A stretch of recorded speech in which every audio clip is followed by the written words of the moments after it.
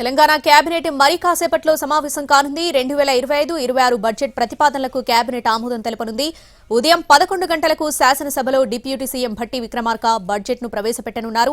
ఆర్థిక మంత్రి హోదాలో మూడోసారి భట్టి విక్రమార్క బడ్జెట్ ప్రవేశపెట్టనున్నారు. 2025-26 ఆర్థిక సంవత్సరానికి సంబంధించి 3,20,000 కోట్ల మేర బడ్జెట్ ప్రవేశపెట్టబోతుంది తెలంగాణ ప్రభుత్వం.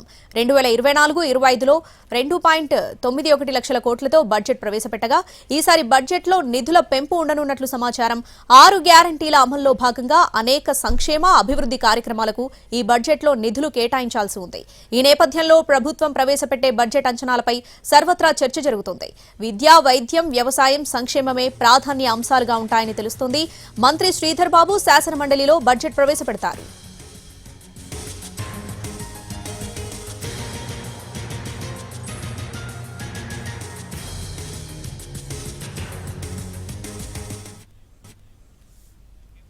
తెలంగాణ కేబినెట్ సమావేశం ప్రారంభమైంది. 2025-26 బడ్జెట్ ప్రతిపాదనలకు కేబినెట్ ఆమోదం తెలపనుంది. దీనికి సంబంధించి పూర్తి అప్డేట్స్ అసెంబ్లీ ప్రాంగణం నుంచి మా ప్రతినిధి చారి లైవ్ లో అందిస్తారు. చారి, ఈసారి బడ్జెట్ ఎట్లా ఉండబోతుంది, డీటెయిల్స్ ఏంటి?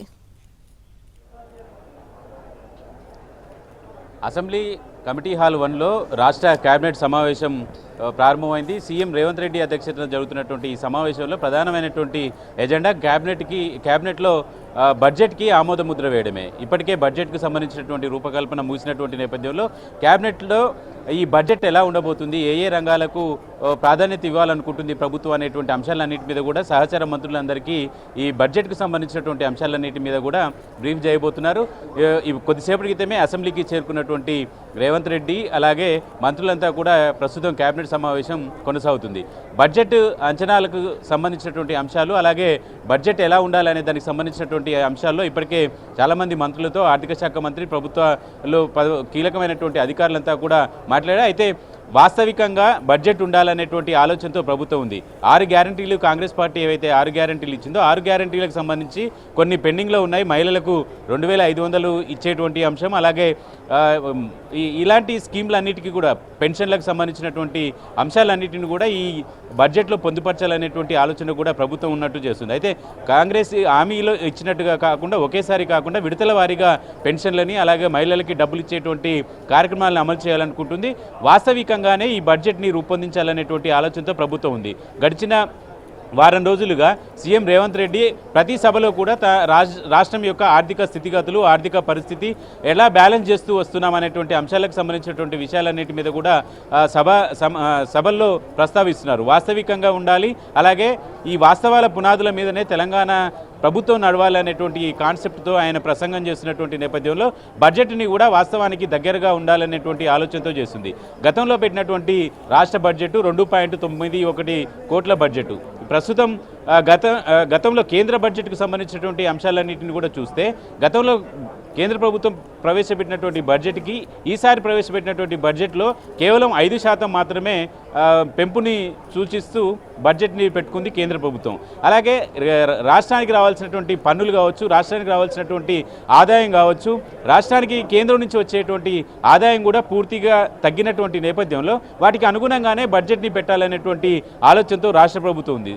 కేంద్రం నుంచి రావాల్సినటువంటి 40,000 కోట్లకు సంబంధించినటువంటి బకాయిలు ఉన్నాయనేటువంటి నిధులు రావాల్సి ఉన్నాయనేటువంటి ఒక అంచనా అయితే రాష్ట్రంలో రియల్ ఎస్టేట్ వ్యాపారం కావచ్చు, స్టాంప్స్ అండ్ రిజిస్ట్రేషన్కి సంబంధించినటువంటి ఆ శాఖలకు సంబంధించినటువంటి ఆదాయం కూడా గణనీయంగా తగ్గింది అనేటువంటి అభిప్రాయంతో ప్రభుత్వం ఉంది. అలాగే ప్రభుత్వానికి వచ్చేటువంటి ఆదాయం కూడా తగ్గినటువంటి నేపథ్యంలో వీటిని పూర్తిగా అంచనాలు వేసుకుంటూనే వాస్తవానికి దగ్గరగా బడ్జెట్ ఉండాలనేటువంటి ఆలోచనతో ప్రభుత్వం ఉంది. అది గతంలో 2.91 కోట్లు పెట్టినటువంటి ప్రభుత్వం ఈసారి 3 నుంచి 3.5 లక్షల కోట్ల మధ్య బడ్జెట్ ఉంటుంది అనేటువంటి అంచనా కూడా వేయొచ్చు. ఎందుకంటే కేంద్రం నుంచి వచ్చేటువంటి నిధులు తగ్గడం, అలాగే కేంద్రం కూడా కొన్ని ట్యాక్సులు తగ్గించినటువంటి నేపథ్యంలో రాష్ట్ర ఆదాయం మీద కూడా కొంత భారం పడేటువంటి అవకాశం ఉంటుంది. కాబట్టి ఆ పేరుకు మాత్రమే బడ్జెట్ని పెంచుకుంటూ పోయి, కేటాయింపులు పెంచుకుంటూ పోయి వాస్తవిక పరిస్థితులకి దూరంగా ఉంటే అది యాక్సెప్టెన్సీ ఉండదు అనేటువంటి ఆలోచనతో కూడా చాలామంది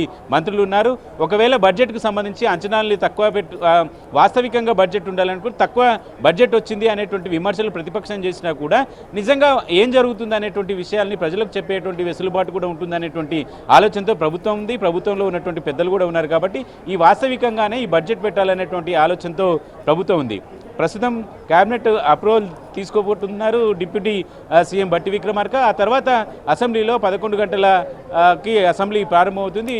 ఈ సెషన్లో బట్టి విక్రమార్క పెడుతున్నటువంటి 3వ బడ్జెట్, ఆర్థిక మంత్రిగా బాధ్యతలు తీసుకున్న తర్వాత ఓటాన్ అకౌంట్ బడ్జెట్ పెట్టారు. తర్వాత ఫుల్ ఫ్లెడ్జ్డ్ బడ్జెట్, ఇది 2వ ఫుల్ ఫ్లెడ్జ్డ్ బడ్జెట్ని బట్టి విక్రమార్క పెడుతున్నారు. కాబట్టి బడ్జెట్కి సంబంధించినటువంటి కసరత్తు అంతా కూడా చేసినటువంటి అధికారులు, అలాగే మంత్రివర్గంలో సహచరులకు తీసుకున్నటువంటి నిర్ణయాలన్నింటినీ కూడా వివరించి ప్రభుత్వ ప్రాధాన్యతలు, ఇందిరమ్మ ఇళ్లకు సంబంధించి ఎక్కువ నిధులు కేటాయించేటువంటి ఆలోచన ఉంది. రాజీవ్ వికాసానికి సంబంధించి 6,000 కోట్లు రీసెంట్గానే ప్రకటించినటువంటి నేపథ్యంలో ప్రభుత్వం కీలకంగా తీసుకోవాల్సినటువంటి అన్నిటికీ సంబంధించినటువంటి నిధుల కేటాయింపు అయితే సరిగానే ఉండాలి అనేటువంటి ఆలోచనతో ఉంది. అయితే వాస్తవిక బడ్జెట్ ఉండాలనుకుంటుంది కాబట్టి కేటాయింపులు ఎలా ఉంటాయి, ప్రభుత్వం ప్రతిష్టాత్మకంగా తీసుకున్నటువంటి RRR కావచ్చు, ఇలాంటి స్కీమ్లన్నిటిని మూసి ప్రక్షాళనకు సంబంధించినటువంటి అంశాలు కావచ్చు, వీటన్నిటి మీద ప్రభుత్వం ఎలా ఫోకస్ చేస్తుందనేది చూడాలి. Right, Chari, thanks for the updates.